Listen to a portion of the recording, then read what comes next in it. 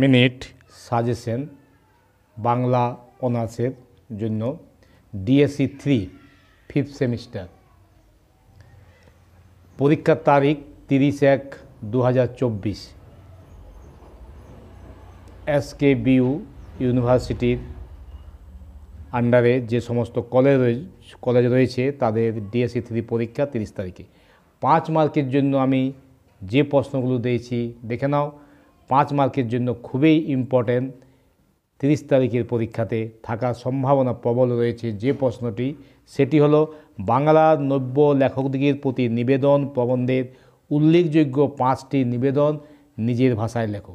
5 মার্কের যদি থাকে প্রশ্নটি পরীক্ষায় তাহলে 5টি নিবেদন বলবে।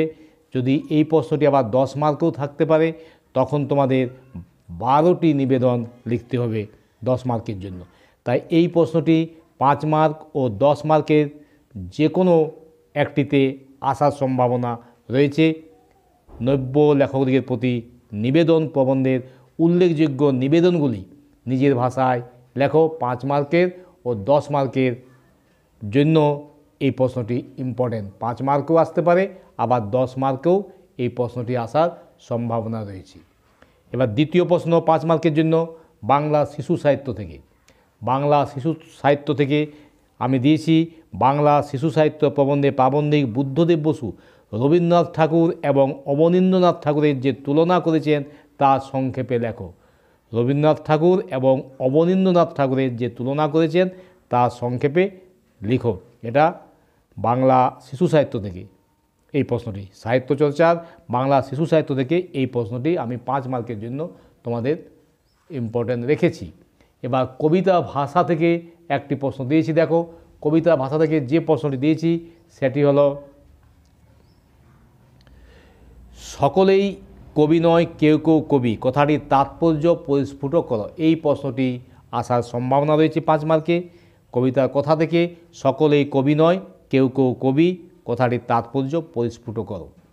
এবার উত্তর সাধক ও রবীন্দ্রনাথ প্রবন্ধ থেকে আমি দিয়েছি যে প্রশ্নটি সেটি হলো 5 মার্কের জন্য দিয়েছি রবীন্দ্রনাথের মতো হতে গিয়ে রবীন্দ্রনাথেই হারিয়ে গেলেন তারা। কি বড়জোর তার ছেলে মানুষই সংস্করণ লিখলেন, কাদের প্রসঙ্গে এবং কেন প্রাবন্ধিক এরূপ মন্তব্য করেছেন। 5 মার্কের জন্য এই প্রশ্ন 4টি আমি তোমাদের জন্য রেখেছি 30 তারিখের পরীক্ষায় ডিএসসি 3তে।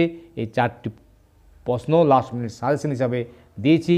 তোমরা দেখো এই প্রশ্নগুলির মধ্যে আশা করছি আমি যে কমন পাবে 5 মার্কের।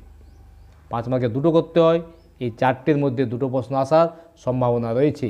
আর এই 4টি প্রশ্ন 5 মার্কের জন্য তোমরা তৈরি করো। কী কী 5টা প্রশ্ন দেখে নাও। 4টে প্রশ্ন কী কী 4টে প্রশ্ন দেখে নাও। এবার চলে আসছে 10 মার্কের জন্য। 10 মার্কের জন্য যে প্রশ্ন দিয়েছি মাইকেল মধুসূদন দত্তের কবি প্রতিভা।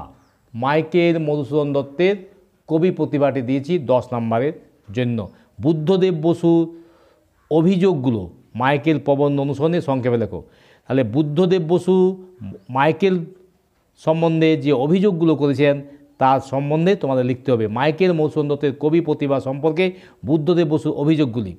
একই প্রশ্ন ধরো 2 নম্বরটাও বুদ্ধদেব বসুর মাইকেল নামক প্রবন্ধে মাইকেল মধুসূদন দত্তের কাব্য প্রতিভার মূল্যায়ন সম্পর্কে আলোকপাত করো।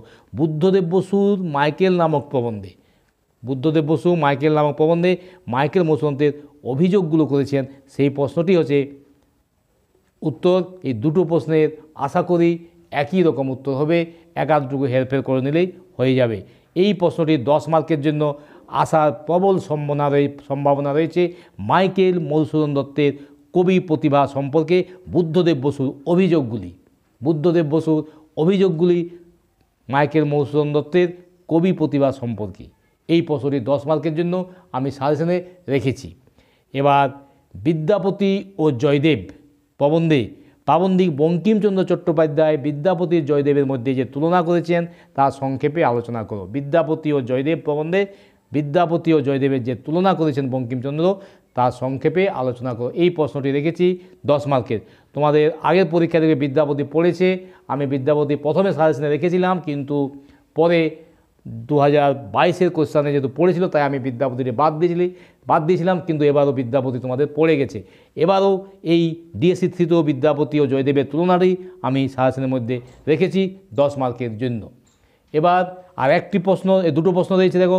আধুনিক কবিতা প্রসঙ্গে অমঙ্গল বোধের সম্পর্ক বিষয়ে আবু সঈদ আইয়ুবের ধারণা নিজের ভাষায় ব্যক্ত করো। এই প্রশ্নটি দিয়েছি। আর একটি প্রশ্ন দিয়েছি, শকুন্তলা, মীরন্দা এবং দেশদিমনা প্রবন্ধটি থেকে শকুন্তলা ও মীরন্দার তুলনামূলক আলোচনা যেভাবে করা হয়েছে তা সংক্ষেপে লেখো। এই প্রশ্নটি খুব ইম্পর্টেন্ট 10 মার্কের জন্য, এটি আসার সম্ভাবনা প্রবল রয়েছে। প্রশ্নটি হলো শকুন্তলা, মীরন্দা এবং দেশদিমনা প্রবন্ধটি থেকে শকুন্তলা ও মীরন্দার তুলনামূলক আলোচনা যেভাবে করা হয়েছে তা সংক্ষেপে লেখো। এই প্রশ্নগুলি হলো ডিএসসি 3 তোমাদের 30 তারিখের পরীক্ষার লাস্ট মিনিট সাজেশন। তোমরা সাজেশনটি দেখে নাও এবং এই প্রশ্নগুলি তৈরি করো। 30 তারিখে একবার দেখবো আমিও যে প্রশ্নগুলো কতগুলো কমন এলো। 5 মার্কের জন্য আমি 4টে প্রশ্ন দিয়েছি আর 10 মার্কের জন্য আমি দিয়েছি 5টে প্রশ্ন। এই 4টে ও 5টে প্রশ্নের মধ্যে কতগুলো কমন তোমাদের ডিএসসি 3তে থাকলো 30 তারিখে মিলিয়ে নেবে। লাস্ট মিনিট সাজেশন এটি। আমি আশা করছি যে বাংলা নব্য লেখকদের প্রতি নিবেদন প্রবন্ধের উল্লেখযোগ্য নিবেদনগুলো 5 মার্ক কিংবা 10 মার্কে তোমাদের থাকবেই, এই আশা রাখছি। তোমরা ভিডিওটি দেখো, প্রশ্নের উত্তর তৈরি করো।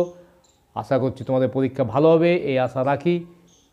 এই সাজেশনগুলো তোমাদের সাহায্য করবে পরীক্ষায় কিছু নাম্বার পাওয়ার জন্য। সাজেশনটি থেকে আশা করছি কমন থাকবে, তাই তোমাদের লাস্ট মিনিট সাজেশন হিসেবে আমি ডিএসসি 3 সাজেশনটি দিয়ে দিলাম। তোমরা সাজেশনটি দেখে নাও।